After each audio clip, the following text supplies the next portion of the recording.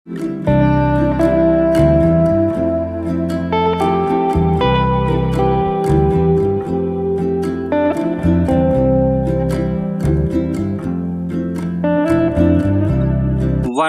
2, 3 start. जब पढ़ाई और परीक्षा में प्रदर्शन के दबाव की वजह से विद्यार्थियों के बीच आत्महत्या के बढ़ते मामले चिंता के केंद्र में आ गए हैं, ऐसे समय में केंद्रीय शिक्षा मंत्रालय की ओर से एक बेहद जरूरी पहल की गई है। उम्मीद नाम से तैयार अपने मसविदा दिशा निर्देशों में मंत्रालय ने कहा है कि बच्चों के बीच आत्महत्या की बढ़ती समस्या को रोकने के लिए वेलनेस यानी आरोग्य टीम गठित की जाए और साथ ही अगर कोई विद्यार्थी आत्महत्या के जोखिम से जुड़ा कोई संकेत प्रदर्शित करता है तो उसकी तत्काल पहचान करके उसे ऐसी स्थिति से बाहर लाने में सहयोग किया जाए।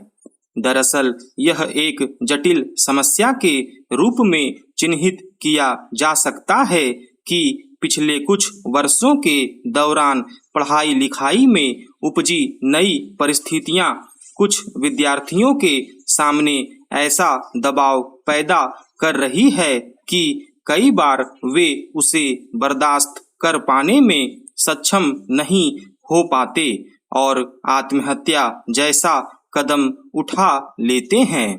इस स्थिति की मूल वजहों के साथ साथ समस्या यह भी है कि ऐसी स्थिति में पड़े बच्चों को ठीक समय पर आसपास का सहयोग नहीं मिल पाता है और वे अपने उलझे हालात में और गहरे फंसते चले जाते हैं। ऐसे में स्कूलों या शैक्षिक संस्थानों के भीतर भी अगर कोई ऐसा तंत्र खड़ा किया जा सके जो दबाव और उससे उपजी परिस्थितियों का सटीक आकलन करे और इसके असर में पड़े विद्यार्थियों की पहचान करके समय पर ठोस मदद मुहैया कराए तो इस समस्या पर काबू पाना मुश्किल नहीं है। इस मामले में केंद्रीय शिक्षा मंत्रालय के दिशा निर्देश एक बेहतर रास्ता तैयार करने की कोशिश है, जिसे विकसित करने के पीछे का मुख्य विचार है हर बच्चे का महत्व है। इसके तहत स्कूलों को संवेदनशीलता और समझ बढ़ाने के साथ साथ अपना नुकसान करने से बचाने के लिए बच्चों को समय पर सहायता प्रदान करने को कहा गया है। यूं भी आत्महत्या आमतौर पर अचानक उपजी परिस्थिति का नतीजा नहीं होते और इसमें सामाजिक धारणाएं और सोच एक प्रमुख कारक और प्रभाव के रूप में काम करती हैं।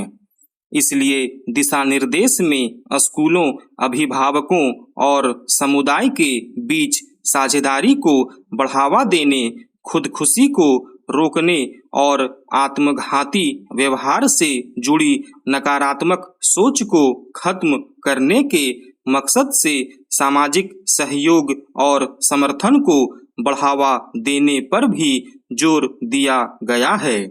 यह विडंबना ही है कि बच्चों के लिए स्कूली या किसी भी स्तर की जो शिक्षा सहजता से ज्ञान प्राप्त करने, बौद्धिक विकास और व्यक्तित्व निर्माण का जरिया होना चाहिए, वह एक ऐसे दबाव के रूप में काम करने लगती है जिसका बोझ सह पाना उनके लिए मुश्किल हो जाता है। सवाल है कि हर परीक्षा में सबसे ज्यादा अंक लाने, किसी प्रतियोगिता में हर हाल में सफल होने और पद हासिल करने की बेलगाम होड़ बच्चों में कैसे पैदा हो जाती है।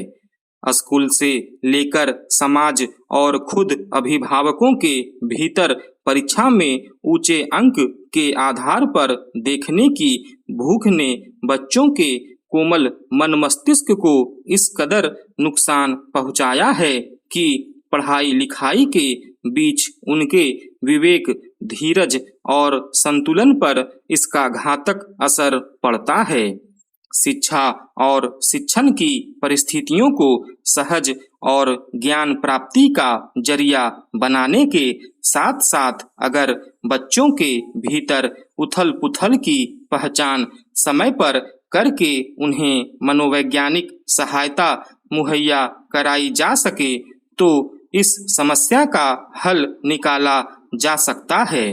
लेकिन इसके लिए अंक आधारित महत्वाकांक्षा की परिभाषा को बदलकर बेहतर, संवेदनशील और बुद्धिमान मनुष्य बनाने की कसौटी तैयार करनी होगी। इस लिहाज से देखें तो केंद्रीय शिक्षा मंत्रालय की ओर जारी ताजा दिशा निर्देश एक स्वागत योग्य पहल है। स्टॉप।